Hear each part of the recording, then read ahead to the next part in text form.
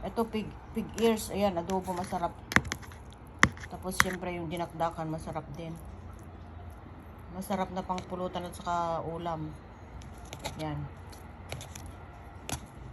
Yan, masarap kasi ang mga luto rin nila doon sa San Nicolas. Yan guys.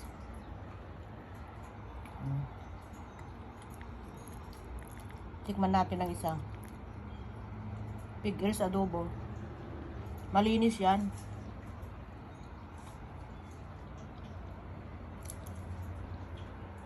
Yan, sarap. Basta Pilipino number 1 pag nagluto.